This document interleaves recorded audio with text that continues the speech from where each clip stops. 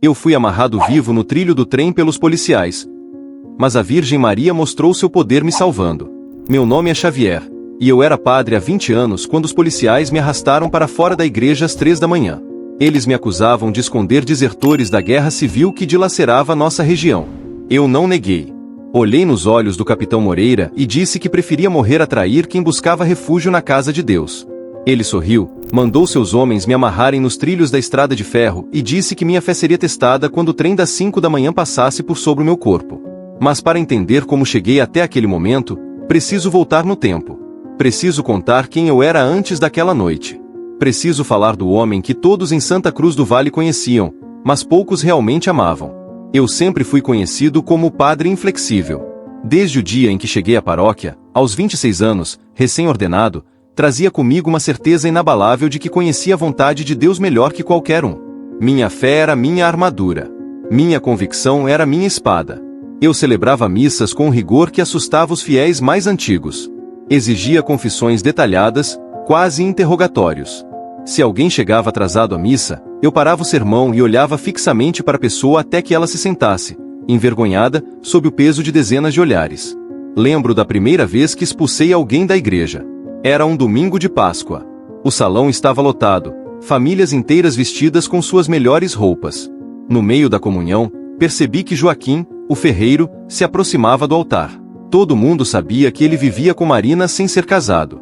Eu havia conversado com ele 3 vezes sobre aquilo, sempre recebendo as mesmas desculpas, que não tinham dinheiro para o casamento, que estavam juntando, que Deus entendia a situação deles. Quando Joaquim estendeu as mãos para receber a hóstia, eu assegurei. Olhei para ele e disse, alto o suficiente para que todos ouvissem: você sabe que não pode comungar em estado de pecado mortal.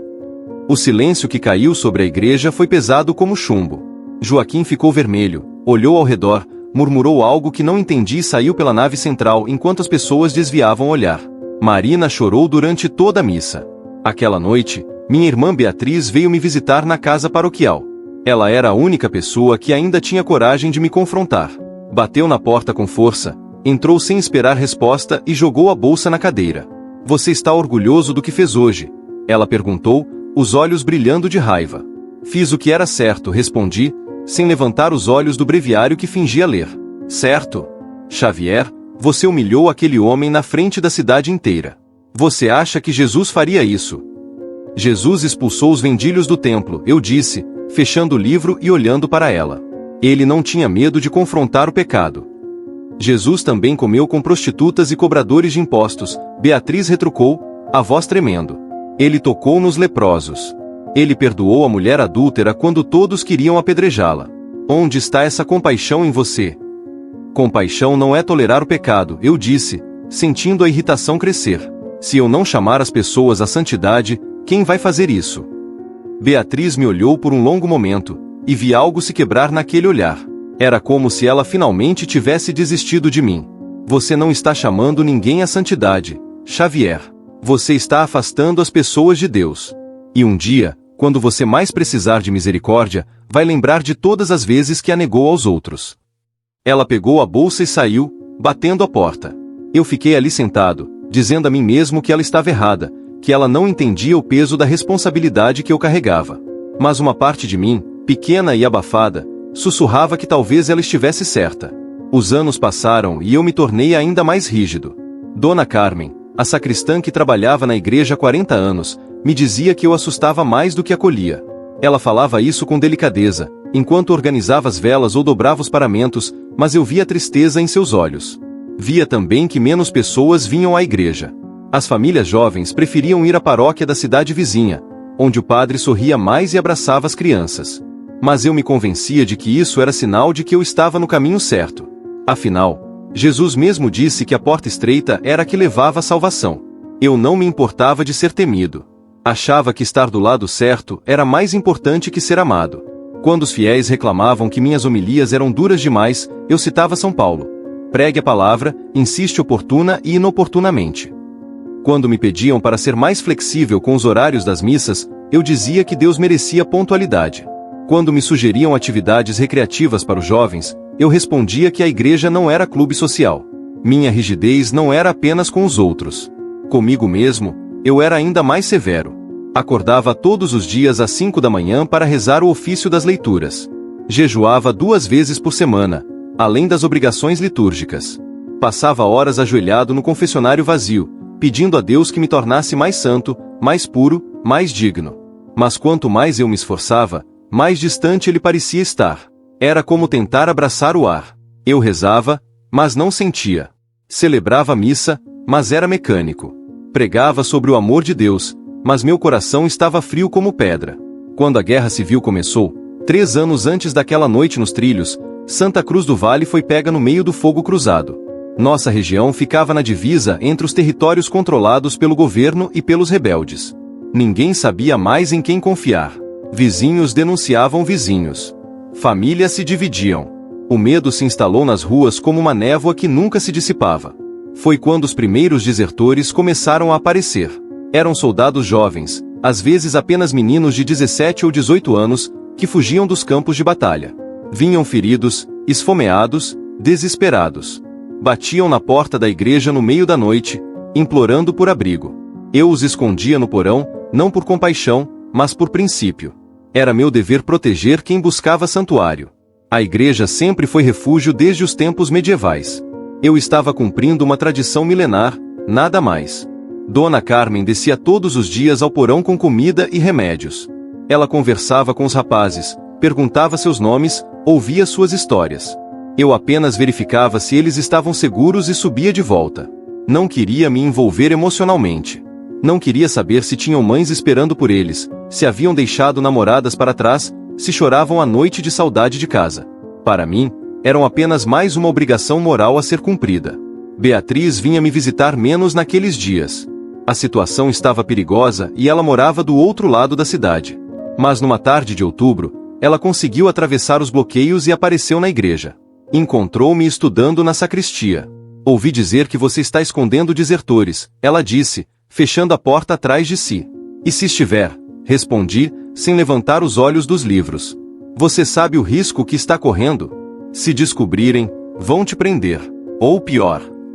A igreja é lugar de refúgio. Sempre foi. Beatriz se aproximou da mesa, apoiou as mãos na madeira e se inclinou na minha direção. Xavier, pelo menos dessa vez, me diga que você está fazendo isso por amor. Me diga que você vê nesses meninos pessoas que precisam de ajuda, não apenas um dever a ser cumprido. Eu finalmente olhei para ela. Queria dizer que sim, que meu coração sangrava por cada um daqueles rapazes. Mas seria mentira. Estou fazendo o que é certo, foi tudo que consegui dizer. Beatriz suspirou, balançou a cabeça e se afastou. Um dia você vai aprender que fazer o certo sem amor é apenas orgulho disfarçado de virtude. Ela saiu e eu fiquei ali, tentando me convencer de que ela não entendia nada. Mas suas palavras ficaram ecoando. Orgulho disfarçado de virtude.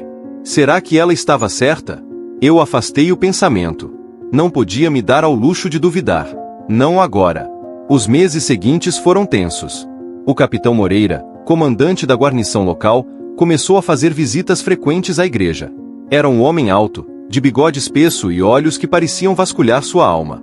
Ele nunca fazia perguntas diretas, apenas comentários vagos sobre lealdade, sobre o dever dos cidadãos de colaborar com as autoridades, sobre como seria uma pena se a igreja se envolvesse em atividades subversivas.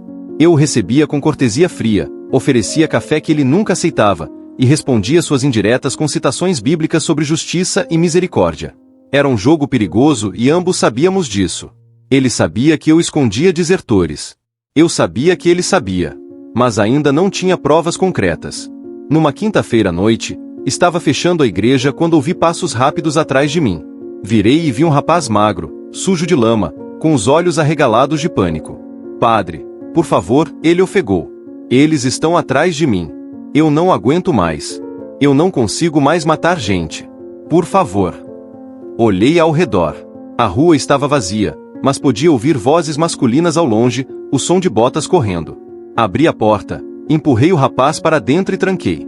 Levei-o direto para o porão, onde outros 5 desertores já se escondiam. Quando voltei, ouvi batidas violentas na porta principal. Respirei fundo, alisando a batina, e abri. Eram 3 soldados liderados por um sargento que eu não conhecia. Boa noite, padre, o sargento disse, mas não havia nada de cordial em seu tom. Estamos procurando um desertor. Foi visto entrando nesta direção.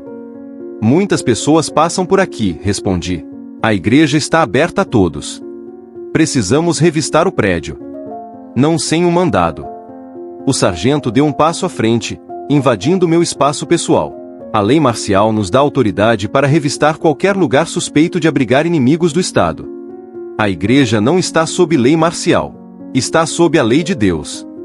Ficamos nos encarando por um momento que pareceu durar uma eternidade. Finalmente, o sargento recuou. O capitão Moreira vai saber disso, ele disse, virando as costas. E ele não vai ser tão paciente quanto eu. Quando eles se foram, fechei a porta e senti minhas mãos tremendo. Pela primeira vez, tive medo real. Não medo de morrer, necessariamente, mas medo de fracassar em minha obrigação. Se descobrissem os desertores, tudo que eu construía ali desmoronaria. Desci ao porão e encontrei os 6 rapazes encolhidos num canto, abraçados uns aos outros. O mais novo, o que tinha acabado de chegar, chorava baixinho. Dona Carmen estava com eles, segurando a mão do menino. Está tudo bem, ela dizia suavemente. Você está seguro agora. Olhei para aquela cena e senti algo estranho no peito. Não era compaixão, exatamente. Era mais como irritação. Porque aqueles rapazes não eram mais fortes. Porque precisavam chorar e se abraçar como crianças. Mas logo em seguida veio a culpa por ter pensado assim. E então a raiva contra mim mesmo por sentir culpa. Era um turbilhão de emoções que eu não sabia processar. Padre Xavier, o rapaz mais novo disse, levantando os olhos vermelhos para mim. Obrigado por me salvar. Deus vai te recompensar por isso. Eu apenas assenti e subi de volta. Não conseguia ficar ali. Não conseguia lidar com a gratidão deles, com a humanidade crua que pingava de cada palavra e cada olhar. Preferia a distância segura dos princípios abstratos. Naquela noite, tentei rezar, mas as palavras não vinham. Ajoelhei diante do crucifixo na minha pequena capela particular e fiquei ali, em silêncio, esperando que Deus dissesse alguma coisa. Qualquer coisa. Mas só havia vazio. Um vazio tão profundo que parecia me engolir. Você já se sentiu assim também? Como se estivesse fazendo tudo certo, mas mesmo assim Deus parecesse estar a milhões de quilômetros de distância? 2 semanas depois, numa madrugada de neblina, eles vieram.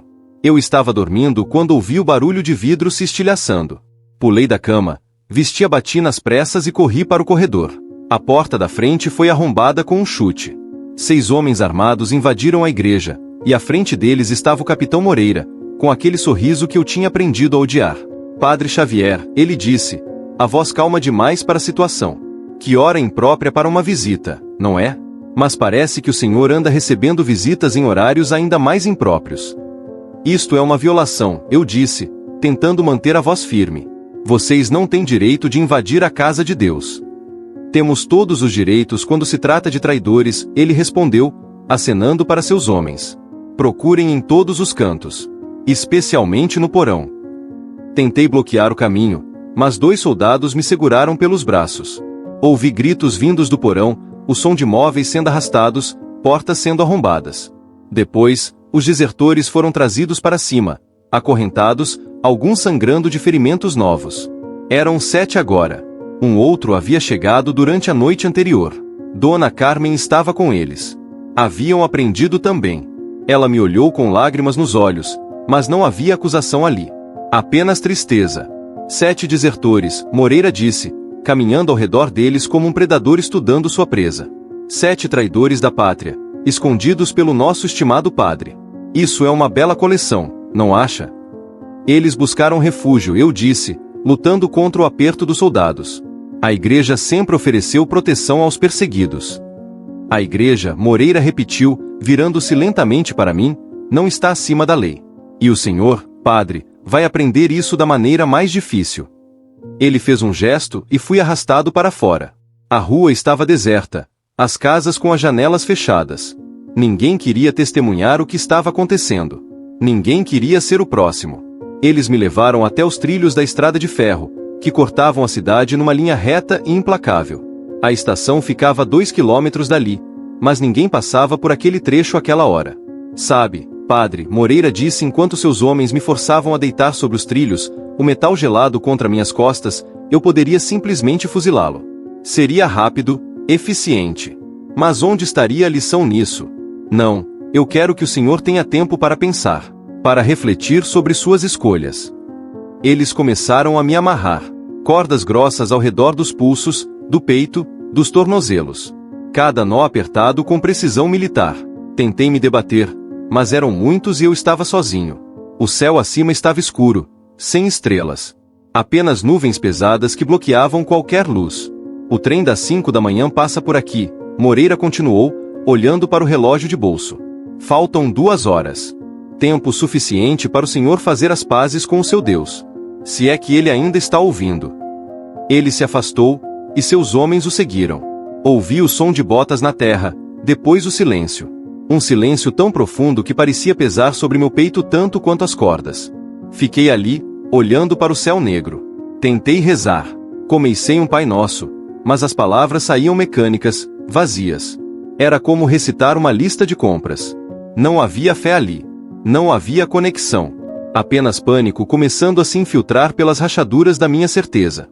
Gritei por socorro, mas minha voz se perdeu no vazio da noite. A cidade estava a quilômetros. As casas mais próximas tinham as portas e janelas bem fechadas. Ninguém viria. Ninguém podia me ouvir.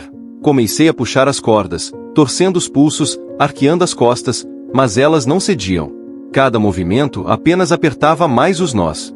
Senti a pele rasgar, o sangue quente escorrendo pelos meus braços. A dor era aguda, mas o medo era pior. Muito pior. Pensei em Beatriz. Na última vez que a vi, 3 semanas atrás, quando ela me implorou para parar de esconder os desertores. Você vai se matar por causa disso, ela tinha dito, segurando meu rosto com as 2 mãos. E para quê? Para provar que você está certo?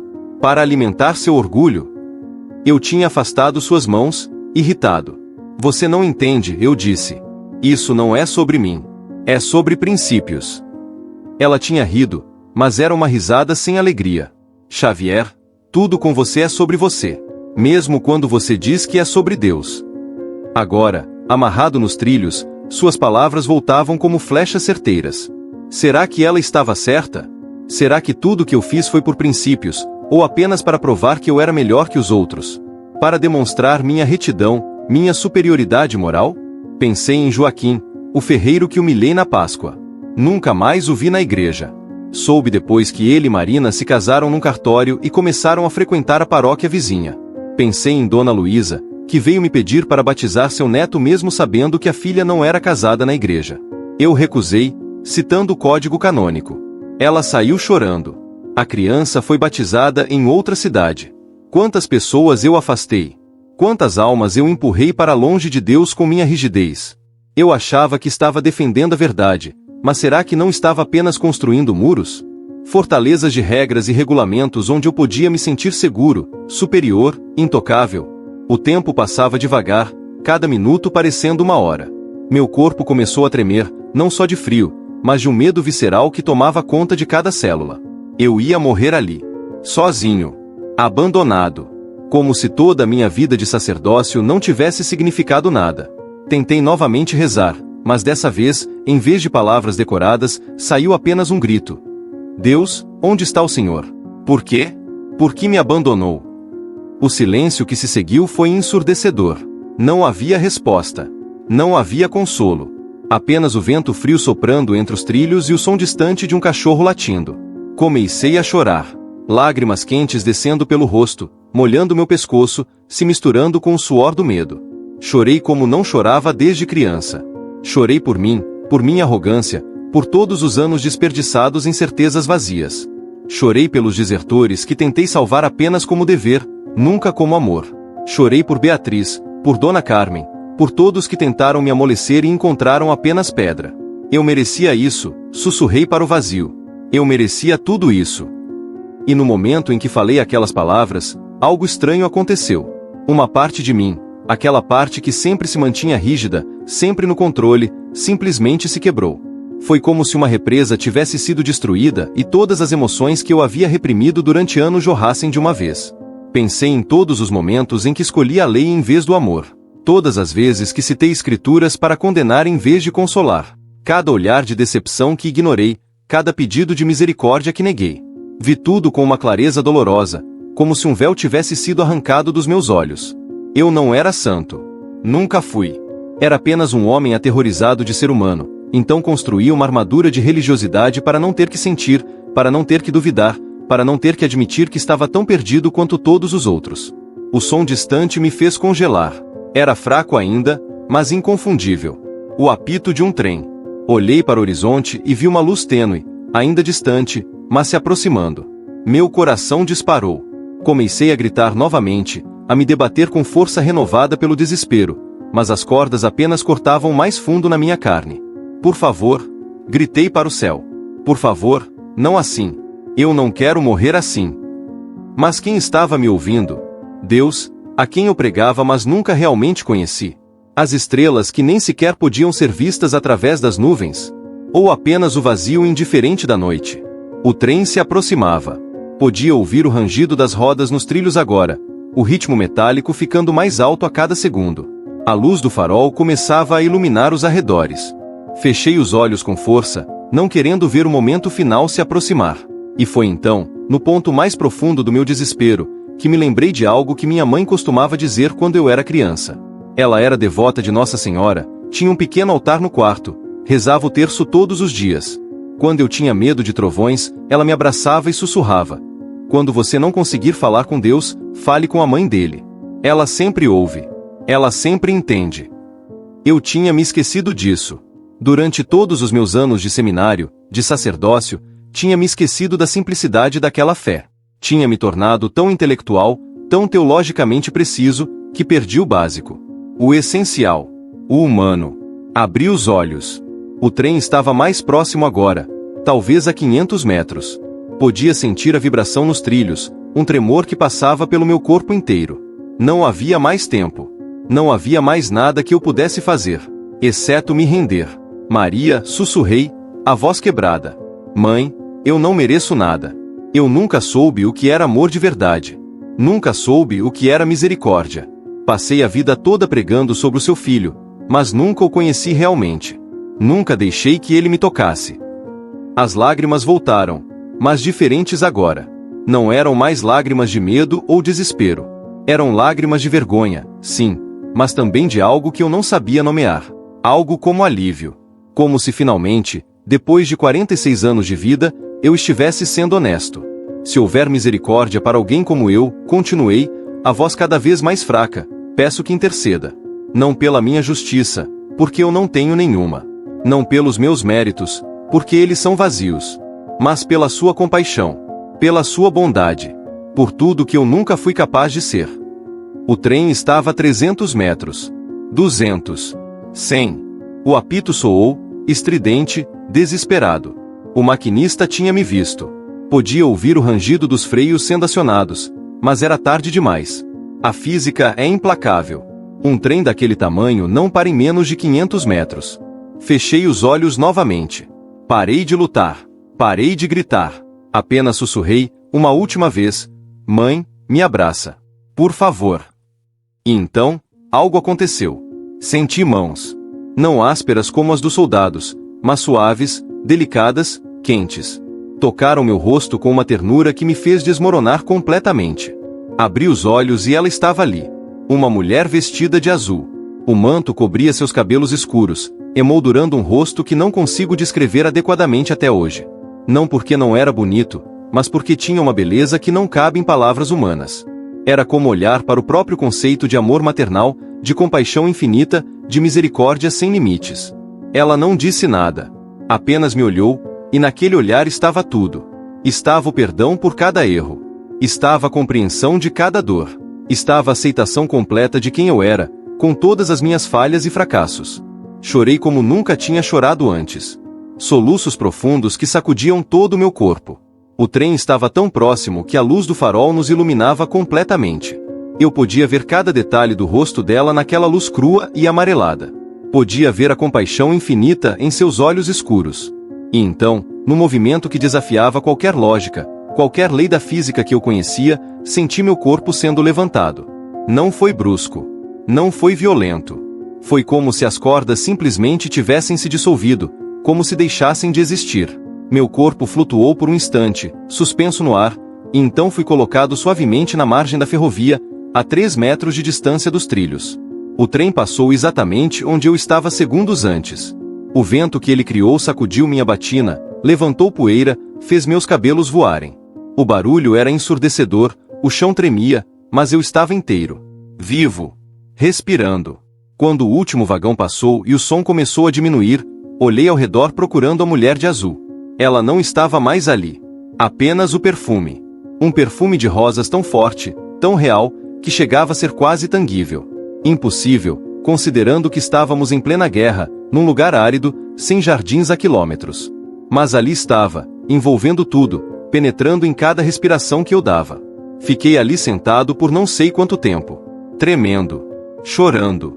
Tocando meu próprio rosto, meus braços, minhas pernas, como se precisasse confirmar que era real, que eu realmente estava vivo. Os pulsos estavam machucados onde as cordas haviam cortado a pele, mas as cordas em si tinham desaparecido completamente. Não havia vestígios delas em lugar algum. O céu começou a clarear. O amanhecer chegava devagar, pintando as nuvens de rosa e laranja. Consegui me levantar com dificuldade, as pernas ainda trêmulas. Comecei a caminhar de volta para a cidade, cambaleante, ainda em choque. As ruas estavam desertas. Santa Cruz do Vale parecia uma cidade fantasma nas primeiras horas da manhã. Quando cheguei à igreja, a porta ainda estava arrombada, como os soldados haviam deixado. Entrei devagar, olhando ao redor para o que restou. Bancos virados, velas quebradas, paramentos espalhados pelo chão. A destruição era como um espelho da minha própria vida. Subi até meu quarto e me vi no espelho pela primeira vez desde aquela noite. Quase não me reconheci. Meu rosto estava pálido, os olhos vermelhos e inchados de tanto chorar. Havia sangue seco nos pulsos. A batina estava rasgada e suja de terra. Mas foi o olhar que mais me assustou. Era o olhar de alguém que tinha morrido e renascido. Alguém que não era mais a mesma pessoa. Ouvi passos rápidos na escada. A porta se abriu com força e Beatriz entrou, ofegante. Quando me viu, parou congelada no meio do quarto. Xavier, sua voz saiu num sussurro. Disseram que você tinha, que o trem. Não consegui falar. Apenas abri os braços e ela correu para mim. Nos abraçamos e choramos juntos, ela repetindo graças a Deus várias vezes, enquanto eu apenas segurava minha irmã como se ela fosse a única coisa sólida no mundo que tinha virado de cabeça para baixo. O que aconteceu? Ela finalmente perguntou, afastando-se para me olhar nos olhos. Como você está vivo? Contei tudo. Cada detalhe. Desde o momento em que fui amarrado nos trilhos até a aparição da mulher de azul. Beatriz me ouviu em silêncio, segurando minhas mãos, as lágrimas descendo livremente pelo seu rosto. Ela veio, Beatriz disse quando terminei, a voz cheia de reverência. Nossa Senhora veio por você. Mas por quê? Perguntei, a voz quebrada. Eu não mereço. Eu nunca mereci nada. Passei a vida toda sendo duro, inflexível, cruel até. Porque ela me salvaria. Beatriz apertou minhas mãos com mais força. Porque é isso que uma mãe faz. Ela não espera você merecer. Ela não precisa que você seja perfeito. Ela apenas ama. É simples assim. Aquelas palavras me quebraram de novo. Porque era verdade. Era uma verdade tão simples, tão óbvia, mas que eu tinha passado 46 anos sem entender. Deus não era o juiz implacável que eu pregava. Era um pai. Uma mãe. Alguém que amava incondicionalmente, que esperava com os braços abertos, que corria ao encontro do filho pródigo antes mesmo que ele chegasse perto de casa. Nos dias seguintes, as notícias se espalharam. Os soldados haviam contado que me deixaram nos trilhos para morrer. Várias pessoas tinham ouvido o trem passar aquela hora. Quando eu apareci vivo, caminhando pelas ruas, as pessoas começaram a sussurrar. Alguns diziam que era mentira, que eu nunca tinha sido amarrado de verdade. Outros diziam que tinha sido sorte, que o trem tinha parado a tempo. Mas havia aqueles que sabiam, que sentiam no fundo da alma que algo extraordinário havia acontecido. Dona Carmen foi solta 3 dias depois, junto com os desertores. Aparentemente, o capitão Moreira tinha ordens superiores para libertar prisioneiros políticos menores e focar nas ameaças reais. Ela voltou para a igreja e me encontrou limpando os destroços, tentando colocar tudo em ordem. Padre Xavier, ela disse, parando na porta da nave central. Você está diferente. Estou? Perguntei, largando a vassoura. Seus olhos. Antes pareciam de pedra. Agora parecem humanos. Sorri, e percebi que era a primeira vez em anos que sorria de verdade. É porque agora eu sou humano, Dona Carmen. Antes eu tentava ser Deus. Tentava ter todas as respostas, todos os julgamentos corretos, toda a justiça perfeita. Mas eu não sou Deus. Nunca fui. Sou apenas um homem quebrado que recebeu misericórdia quando menos merecia. Ela se aproximou e me abraçou. Aquela senhora de 70 anos, que eu tinha mantido à distância durante todos aqueles anos, me abraçou como uma mãe abraça um filho. E eu deixei. Não me enrijeci. Não recuei. Apenas aceitei o abraço e retribuí. Comecei a visitar as pessoas que eu tinha afastado. Foi a parte mais difícil. Engolir o orgulho e admitir os erros é como arrancar espinhos cravados fundo na carne. Dói. Sangra. Deixa cicatrizes. Fui à casa de Joaquim e Marina primeiro. Bati na porta numa tarde de quinta-feira, com o coração batendo tão forte que parecia que ia sair do peito.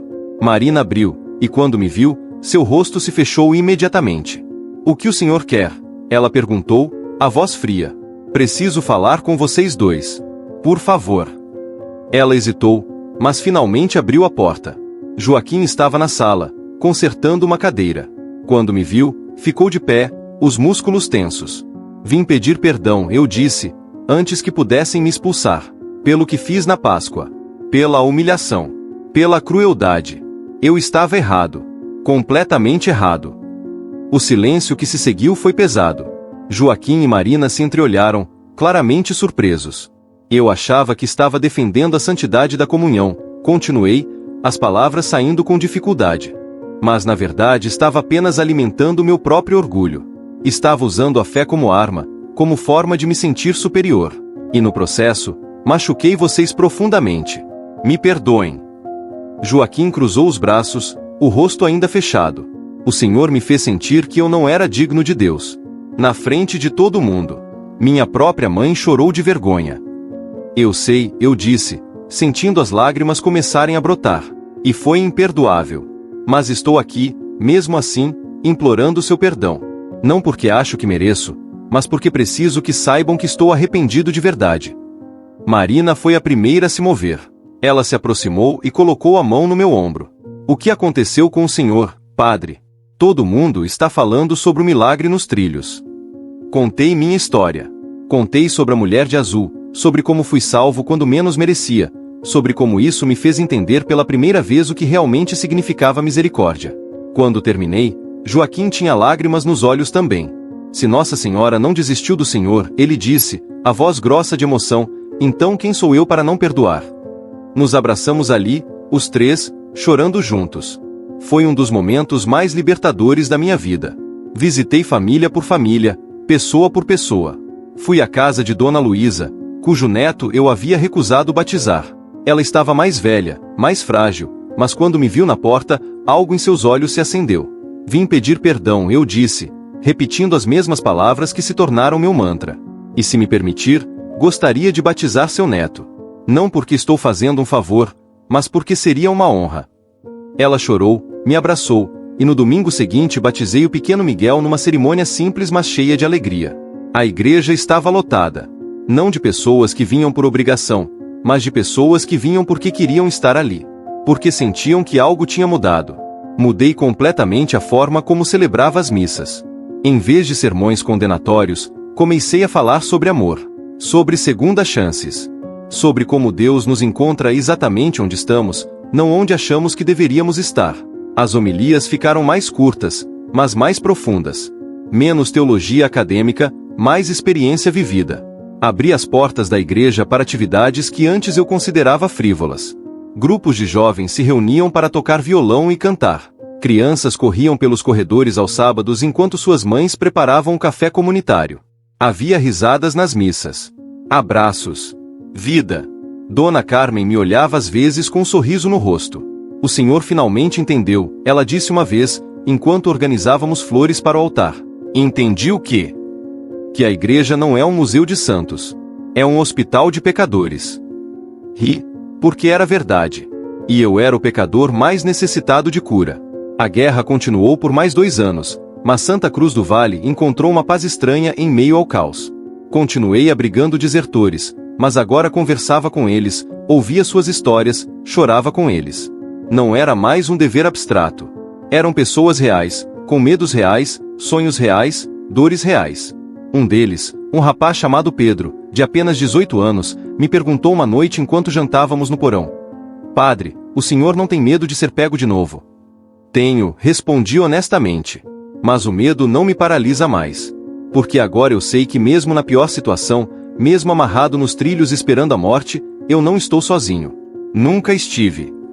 Pedro pensou nisso por um momento. "Deve ser bom ter essa certeza." "Não é certeza intelectual", eu disse. "É algo mais profundo. É saber no fundo da alma que você é amado, não pelo que faz, mas pelo que é.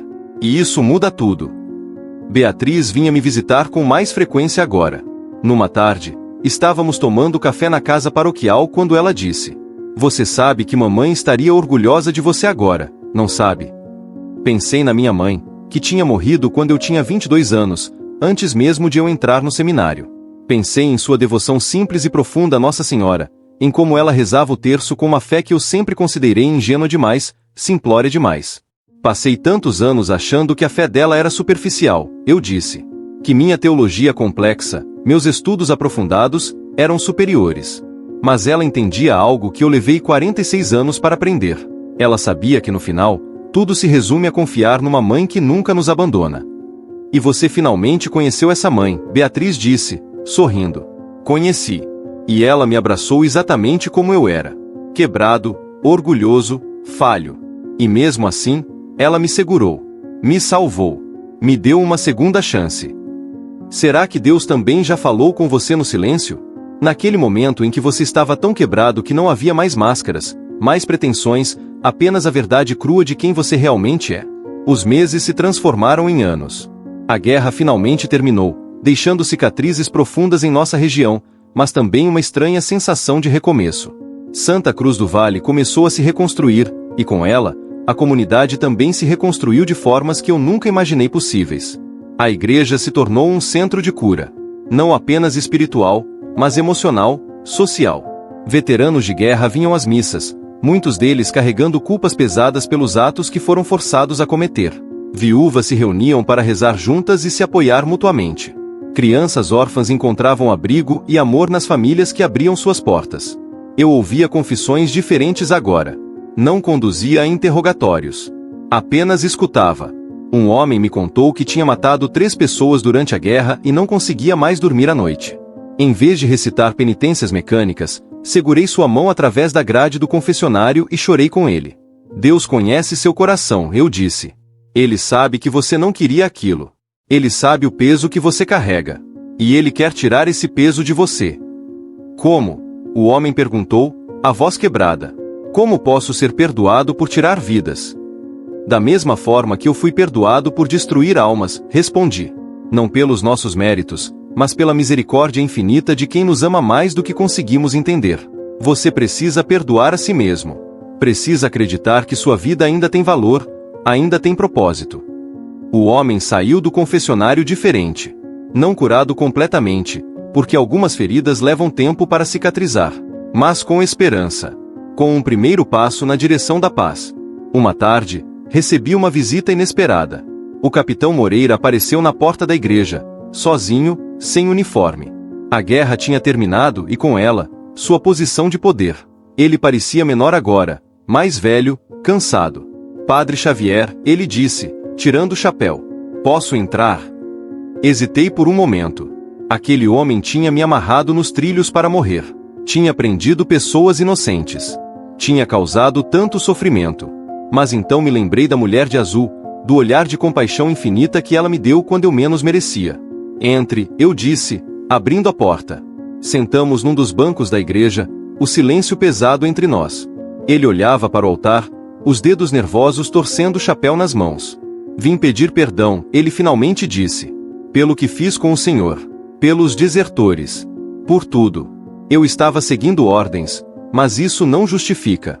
Eu sabia que era errado e fiz mesmo assim." Olhei para aquele homem que um dia teve minha vida nas mãos e vi não um monstro, mas apenas outro ser humano quebrado pelas circunstâncias, pelas escolhas erradas, pelo peso do que tinha feito. "Eu perdoo você", eu disse, e senti um peso sair dos meus ombros ao falar aquelas palavras. "E mais importante, Deus também perdoa. Se você permitir." Moreira começou a chorar. Soluços profundos, desesperados, de alguém que tinha guardado tudo por tempo demais. Coloquei minha mão em seu ombro e deixei que ele chorasse. Não disse nada. Apenas estive presente. Quando ele finalmente se acalmou, olhou para mim com olhos vermelhos. Como o senhor faz isso? Depois de tudo que eu fiz, como consegue me perdoar? Porque eu sei o que é ser perdoado quando não se merece, respondi. Porque uma vez me disseram que a verdadeira fé não está na rigidez das regras, mas na coragem de se quebrar e renascer humano. E eu escolho, todos os dias, ser humano. Imperfeito, falho, mas humano. Moreira começou a frequentar a igreja depois daquele dia. Discretamente no começo, sentando nos bancos do fundo, saindo antes que a missa terminasse. Mas aos poucos, ele se aproximou. Começou a participar das atividades comunitárias. Pediu perdão publicamente pelo que tinha feito durante a guerra. Algumas pessoas o perdoaram imediatamente. Outras levaram tempo. E algumas nunca conseguiram, e eu aprendi que isso também era válido. Perdão não pode ser forçado. Um dia, Dona Carmen me procurou com uma sugestão. Padre, acho que devemos fazer uma missa especial. Uma celebração de gratidão pelo milagre que o Senhor recebeu. Pelas vidas que foram salvas. Pela paz que voltou. A ideia me assustou no começo. Fazer uma celebração pública sobre algo tão pessoal, tão íntimo. Mas então percebi que não se tratava de mim. Tratava-se de mostrar para as pessoas que milagres acontecem, que a misericórdia é real, que nunca é tarde demais para recomeçar. Marcamos a missa para o aniversário de 1 ano daquela noite nos trilhos. Convidei todos que de alguma forma fizeram parte da minha história. Beatriz, é claro, sentada na primeira fila com lágrimas já brotando antes mesmo de começarmos. Joaquim e Marina, com seu filho pequeno no colo. Dona Luísa e o neto Miguel, agora um menino curioso de 3 anos. Os desertores que escondi, incluindo Pedro, que tinha decidido ficar em Santa Cruz do Vale e trabalhar como carpinteiro. E para minha surpresa, dezenas de outras pessoas. Pessoas que tinham ouvido minha história e foram tocadas por ela. Pessoas que tinham suas próprias histórias de redenção, suas próprias experiências de misericórdia recebida quando menos esperavam. Comecei a homilia falando sobre quem eu era antes. O padre inflexível que achava que conhecia todos os caminhos de Deus, que julgava sem piedade, que mantinha todos à distância com sua rigidez. Não foi fácil expor minhas falhas publicamente, mas senti que precisava fazer isso. Precisava que todos soubessem que eu não era melhor que ninguém. Eu achava que minha fé era forte, eu disse, a voz ecoando pela igreja lotada. Mas descobri que era apenas orgulho disfarçado de religiosidade. Achava que estava defendendo Deus, mas na verdade estava construindo um ídolo à minha própria imagem. Um Deus duro, implacável, sem compaixão. E quando cheguei ao fundo do poço, quando estava amarrado nos trilhos esperando a morte, descobri que aquele Deus não existia. Nunca existiu. Contei sobre a mulher de azul. Sobre como ela apareceu quando eu menos merecia, quando tinha esgotado todas as minhas certezas e só me restava admitir que era fraco, falho, completamente dependente da misericórdia. Sobre como fui levantado dos trilhos num movimento que desafiava qualquer explicação racional. Ela não me salvou porque eu era santo, continuei. Me salvou porque sou filho dela. Porque uma mãe não desiste dos filhos, mesmo quando eles se perdem, mesmo quando fazem tudo errado. E naquele momento, entendi pela primeira vez o que realmente significa ser amado por Deus. Não por nossos méritos, não por nossas obras, mas simplesmente porque somos. Olhei para os rostos à minha frente. Havia lágrimas em muitos deles. Não lágrimas de tristeza, mas de reconhecimento. Como se cada pessoa ali tivesse sua própria história de ser encontrada quando estava perdida, de ser abraçada quando se sentia indigna. Hoje, 1 ano depois, eu disse, sentindo minha própria voz embargada, quero dizer para cada um de vocês, não importa o que você fez. Não importa quantas vezes você caiu. Não importa quão indigno você se sente. Existe uma mãe que está esperando para te abraçar. Um pai que corre ao seu encontro antes mesmo que você chegue perto de casa. E a única coisa que eles pedem é que você seja honesto. Que você tire as máscaras, solte o orgulho, e simplesmente admita que precisa de ajuda. Terminei a homilia com uma oração simples. Não recitei textos decorados. Apenas falei do coração, agradecendo pela misericórdia recebida, pelas segundas chances, pelas pessoas que nunca desistiram de mim mesmo quando eu não merecia sua paciência. Depois da missa, aconteceu algo extraordinário. As pessoas começaram a compartilhar suas próprias histórias. Formou-se um círculo espontâneo na frente do altar, e um por um, foram falando sobre seus momentos de encontro com o sagrado, suas experiências de perdão, suas histórias de redenção. Uma mulher idosa contou como tinha tentado tirar a própria vida após perder todos os filhos na guerra, mas no último momento sentiu braços invisíveis a segurando. Um homem jovem falou sobre como tinha se afastado de Deus por anos, até que uma noite, sozinho e alcoolizado, ouviu uma voz clara dizendo que ainda havia esperança para ele. Uma menina de 12 anos, com uma timidez tocante, contou que tinha rezado para Nossa Senhora quando seu pai estava morrendo no hospital, e ele se recuperou contra todas as probabilidades médicas. Eram histórias simples. Não eram teologicamente elaboradas. Não seguiam padrões litúrgicos perfeitos. Mas eram reais. Eram humanas. E no meio delas, senti a presença de Deus de uma forma que nunca tinha sentido em todos os meus anos de celebrações perfeitas e sermões impecáveis. A celebração se estendeu por horas. Rimos juntos, choramos juntos, abraçamos uns aos outros. Era a igreja como deveria ser. Não um tribunal onde pecadores eram julgados, mas um hospital onde feridos eram curados. Não um museu de perfeição, mas uma família de pessoas quebradas aprendendo a se amar apesar das rachaduras. Quando finalmente todos foram embora e a igreja ficou vazia, sentei sozinho num banco e olhei para a imagem de Nossa Senhora no altar lateral. Era uma estátua antiga, simples, com a tinta descascando em alguns lugares. Mas naquele momento, ela me pareceu a coisa mais bela do mundo. Obrigado, sussurrei, por não desistir de mim. Por me ensinar que a verdadeira santidade não é rigidez, mas flexibilidade. Não é julgamento, mas compaixão. Não é estar certo, mas estar presente. Nos anos seguintes, continuei servindo em Santa Cruz do Vale.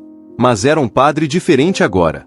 Celebrava casamentos com alegria genuína, mesmo quando os noivos já viviam juntos há anos. Batizava crianças sem fazer perguntas sobre a situação matrimonial dos pais. Abria as portas da igreja para festas, encontros, até mesmo para um grupo de teatro comunitário que usava o salão paroquial aos sábados. Alguns tradicionalistas reclamavam que eu tinha me tornado liberal demais, que estava comprometendo a doutrina. Mas eu aprendi a não deixar essas críticas me abalar, porque eu sabia, no fundo da alma, que estava finalmente fazendo o que Cristo fazia, comendo com pecadores, tocando nos intocáveis, oferecendo água viva para quem tinha sede. Beatriz envelheceu ao meu lado, sempre presente, sempre pronta com um abraço ou uma palavra sábia. Numa tarde de domingo, meses antes de ela morrer de um derrame súbito, estávamos tomando chá na casa paroquial quando ela disse: "Você sabe que eu te perdoei, não sabe?" Olhei para ela, confuso. Perdoou pelo quê? Por todos aqueles anos em que você foi um irmão difícil, duro, distante. Eu perdoei há muito tempo, mas nunca te disse. Queria que você soubesse. Segurei sua mão, sentindo as lágrimas brotarem. Eu não merecia uma irmã como você. Ninguém merece amor, Xavier. Esse é o ponto. A gente simplesmente recebe e aprende a passar adiante. Ela morreu 3 meses depois, dormindo, sem dor. No funeral, a igreja estava tão lotada que as pessoas ficaram em pé do lado de fora. Todos queriam se despedir da mulher que nunca desistiu de ninguém, que tinha um abraço para cada pessoa, que via o melhor em todos mesmo quando era difícil. Durante a homilia do funeral, contei como Beatriz tinha sido minha consciência durante anos, sempre me desafiando a ser melhor, a ser mais humano. Como ela tinha previsto, muito antes de acontecer, que meu orgulho me destruiria.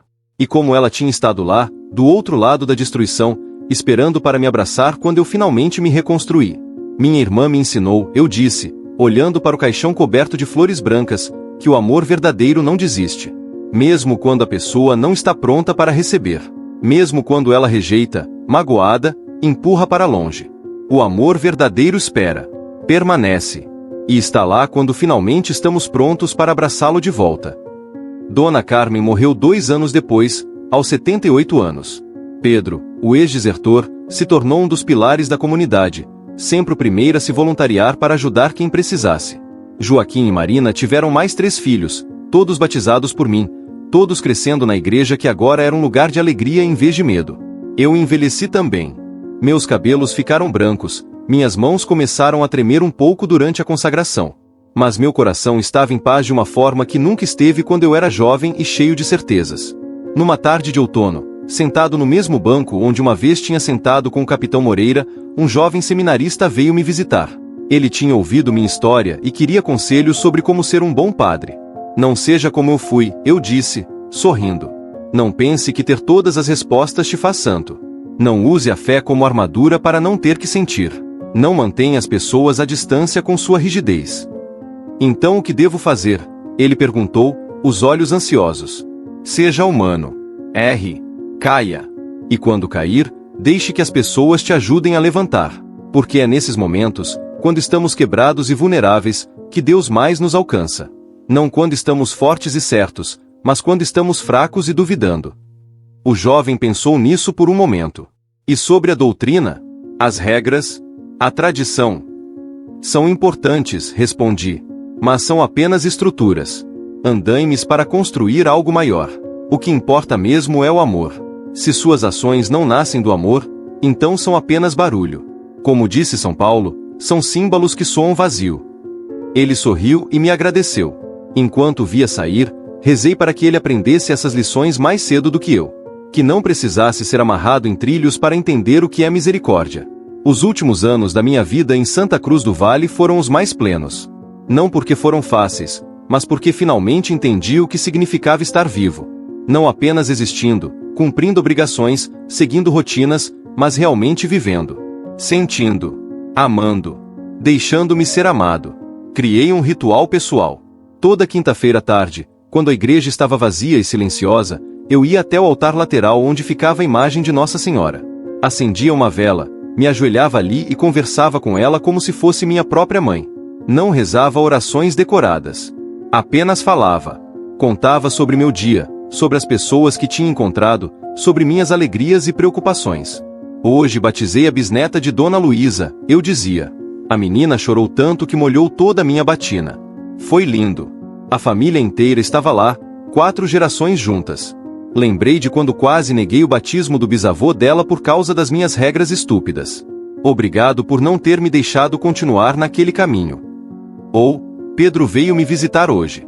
Ele vai se casar no próximo mês. Está nervoso, mas tão feliz. Disse que quer que eu celebre a cerimônia. Eu, que um dia vi nele apenas mais uma obrigação a cumprir, agora o vejo como um filho. Como isso mudou minha vida, mãe. Às vezes eu chorava ali, deixando as lágrimas caírem livremente. Chorava de gratidão por estar vivo. Chorava de arrependimento pelos anos desperdiçados. Chorava de alegria pelas pessoas que Deus tinha colocado no meu caminho. E sempre, sentia aquela presença. Não era dramática como naquela noite nos trilhos. Era mais sutil, mais suave. Como um abraço invisível que me envolvia e dizia que estava tudo bem, que eu estava no caminho certo, que era amado. A comunidade cresceu ao longo dos anos. Famílias novas chegaram à cidade, atraídas pela paz que tinha se estabelecido depois da guerra. A igreja precisou ser ampliada. Construímos um salão novo, uma área para catequese, até mesmo uma pequena biblioteca. Mas mantivemos a simplicidade. Não queríamos uma catedral imponente. Queríamos um lugar onde as pessoas se sentissem em casa. Organizamos jantares comunitários uma vez por mês. Cada família trazia algo, e comíamos juntos no pátio da igreja. Havia música, dança, crianças correndo por toda parte. Eu circulava entre as mesas, conversando com uns e outros, rindo de piadas, abraçando quem precisava de conforto. Era nesses momentos que eu sentia que finalmente estava fazendo o que um pastor deveria fazer, não dirigindo de cima para baixo, mas caminhando lado a lado com o rebanho. Um desses jantares ficou especialmente marcado na minha memória. Era uma noite de verão, o ar ainda quente mesmo depois que o sol se pôs. As estrelas brilhavam intensamente, sem a poluição luminosa das grandes cidades. Alguém tinha trazido um violão e começamos a cantar músicas antigas, aquelas que todo mundo conhece de cor. No meio de uma canção, olhei ao redor e vi o capitão Moreira sentado numa mesa com Joaquim e Marina, os 3 conversando animadamente. Vi os ex-desertores, agora homens estabelecidos com famílias próprias, brincando com seus filhos. Vi viúvas de guerra que tinham reconstruído suas vidas, agora com novos companheiros ao lado. Vi a transformação que o perdão tinha trazido para aquela comunidade. E ali, naquele momento simples de comunhão humana, senti uma gratidão tão profunda que precisei me afastar por um momento. Fui até a entrada da igreja, apoiei-me na porta e deixei as lágrimas caírem. Obrigado, sussurrei para o céu estrelado, por não ter me deixado morrer naquela noite. Por ter me dado tempo para aprender a viver de verdade. Por todas essas pessoas, por essa comunidade, por essa vida que eu não merecia, mas recebi mesmo assim. Senti uma mão no meu ombro. Era Pedro. Está tudo bem, padre? Está tudo bem, respondi, limpando as lágrimas. Está mais do que bem. Estou apenas grato. Pedro sorriu e ficou ao meu lado em silêncio por um momento, olhando para a festa que continuava no pátio. Sabe, ele disse, quando eu vim bater na porta da igreja naquela noite, fugindo dos soldados, eu estava pronto para morrer. Achava que não havia mais nada para mim nesta vida. Mas o Senhor me acolheu. E mesmo que na época não soubesse, o Senhor me salvou. Não só fisicamente, mas me deu uma razão para acreditar que valia a pena continuar. Não fui eu disse, balançando a cabeça. Foi Deus trabalhando através de mim, apesar de mim. Eu estava tão cego na época, tão focado em cumprir deveres, que nem percebi o milagre que estava acontecendo. Mas percebe agora, Pedro disse. E isso que importa, não é? Não de onde viemos, mas para onde estamos indo. Voltamos para a festa juntos. Comi, ri, dancei desajeitadamente ao som do violão. Deixei as crianças subirem nas minhas costas. Abracei cada pessoa que cruzou meu caminho. E pela primeira vez na vida, não me senti como um padre cumprindo seu papel. Senti-me como parte de uma família. Os anos seguintes trouxeram suas próprias alegrias e tristezas, como a vida sempre traz. Celebrei casamentos e enterros, batizados e primeiras comunhões. Vi crianças que batizei crescerem e trazerem seus próprios filhos para serem batizados. Vi casais se reconciliarem após brigas que pareciam irreconciliáveis. Vi jovens perdidos encontrarem propósito e direção. Mas também vi pessoas partirem. Vi doenças levarem aqueles que eu amava. Vi acidentes tirarem vidas jovens cheias de promessa. E nesses momentos de dor, aprendi outra lição importante. Que estar presente na dor alheia, mesmo sem ter respostas, mesmo sem poder consertar nada, já é um ato de amor. Lembro de uma manhã em que fui chamado ao hospital para dar extrema-unção a um homem que estava morrendo de câncer. Ele tinha apenas 40 anos, deixava esposa e 3 filhos pequenos. Quando cheguei ao quarto, ele estava consciente, mas muito fraco. Padre, ele sussurrou, eu tenho medo. Segurei sua mão. O padre antigo, aquele que eu era antes, teria citado versículos sobre não temer a morte, sobre a vida eterna, sobre confiar em Deus. Mas agora eu sabia que às vezes as pessoas não precisam de palavras bonitas. Precisam apenas de presença. Eu sei, foi tudo que disse. É assustador. Mas você não está sozinho. Nem agora, nem quando chegar a hora de partir. Tem uma mãe esperando do outro lado para te abraçar. Ele apertou minha mão com a pouca força que tinha. O Senhor realmente acredita nisso? Com cada fibra do meu ser, respondi. Porque eu a conheci. Eu senti os braços dela me segurando quando achei que não havia mais nada. E ela estará lá para você também. Ele morreu naquela tarde, segurando a mão da esposa, em paz. No funeral, sua família me agradeceu pelas palavras de consolo. Mas eu sabia que não tinham sido minhas palavras. Eram apenas o eco daquela experiência nos trilhos, daquele momento em que aprendi que nunca estamos realmente sozinhos. Quando completei 70 anos, a diocese sugeriu que eu me aposentasse e deixasse a paróquia para um padre mais jovem. A ideia me apavorou no começo. Santa Cruz do Vale era minha casa. Aquelas pessoas eram minha família. Como poderia deixá-las? Mas então percebi que estava caindo novamente na velha armadilha. Estava achando que era indispensável, que sem mim a comunidade desmoronaria. Era outro tipo de orgulho, mais sutil, mas ainda assim orgulho. Eles vão ficar bem. Beatriz teria dito se ainda estivesse viva. Você não é o salvador deles. Você foi apenas um instrumento. E chegou a hora de deixar outro instrumento ocupar seu lugar.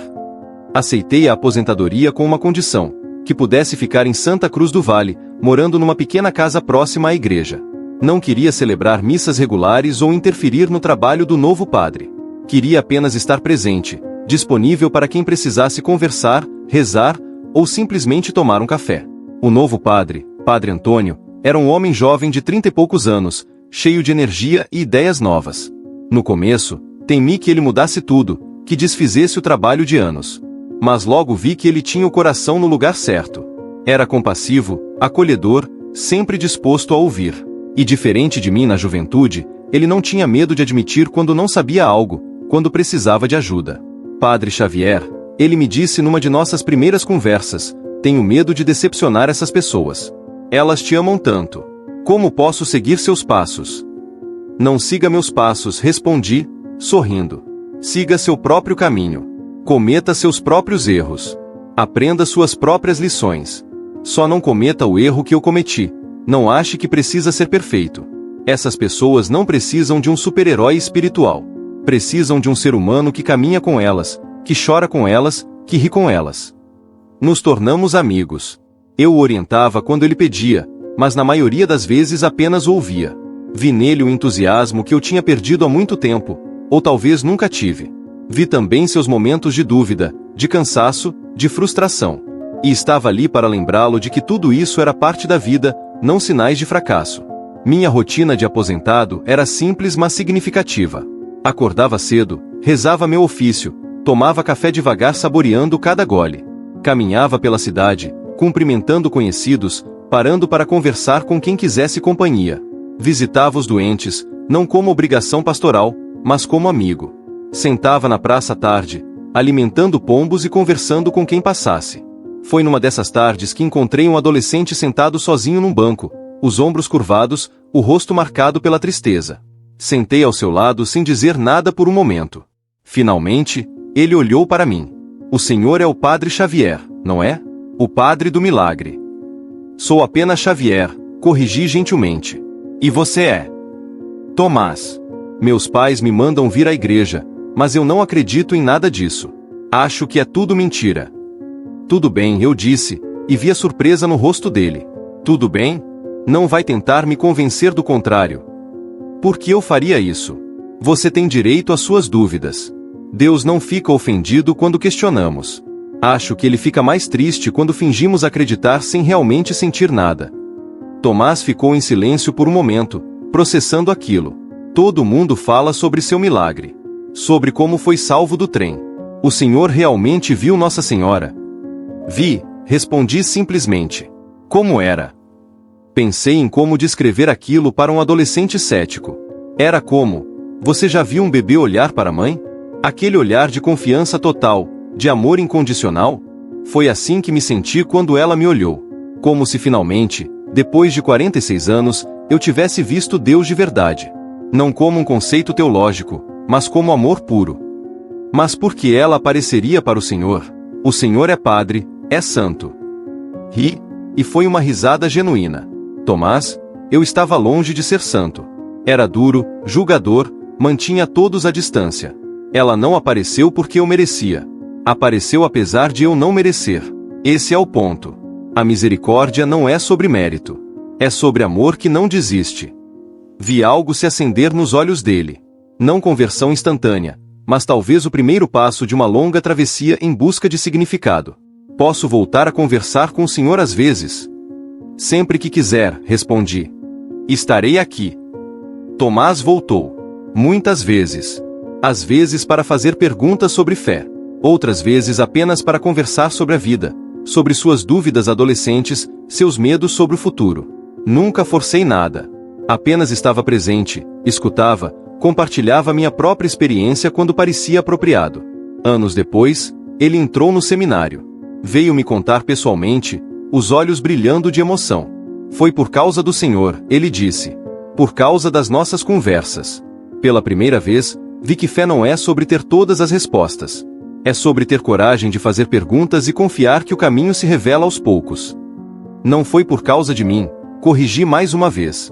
Foi Deus trabalhando em você. Eu só tive a honra de estar por perto enquanto acontecia. Agora, aos 83 anos, sinto meu corpo fraquejando. Minhas pernas não me carregam tão longe quanto antes.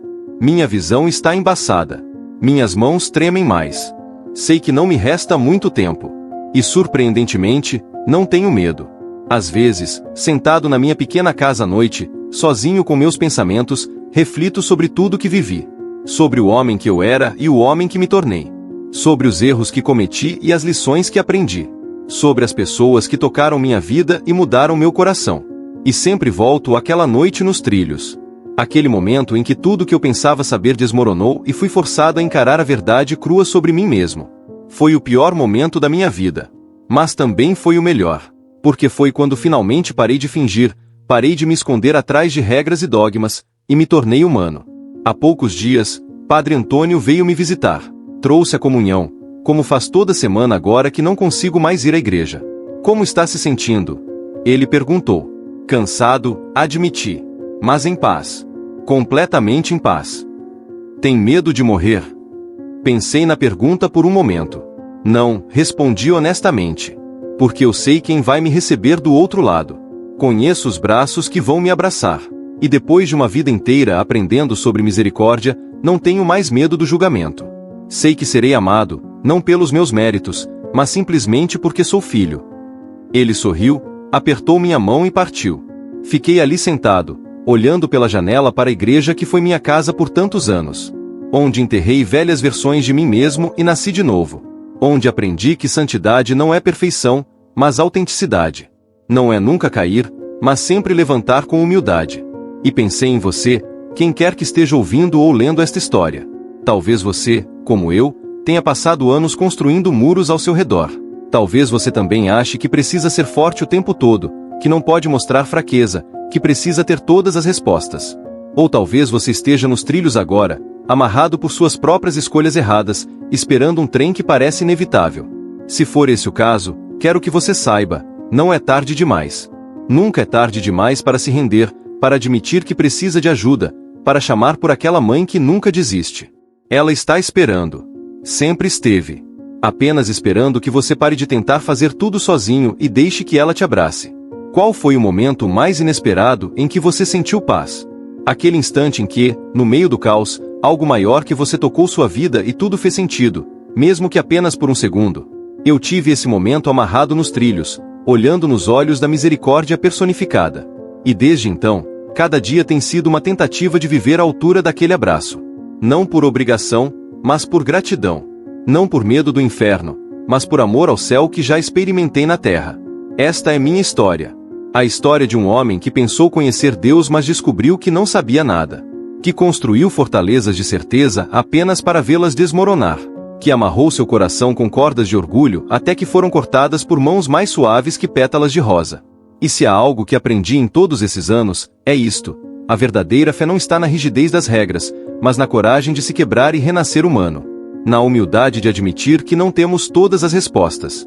Na ousadia de amar mesmo quando nos machucam. Na confiança de nos entregarmos abraços que não podemos ver mas sabemos que estão lá. Porque no final, quando tudo é despido e apenas a verdade permanece, descobrimos que fomos amados o tempo todo. Não por sermos perfeitos, mas por sermos exatamente quem somos. E essa, meus amigos, é a maior libertação de todas.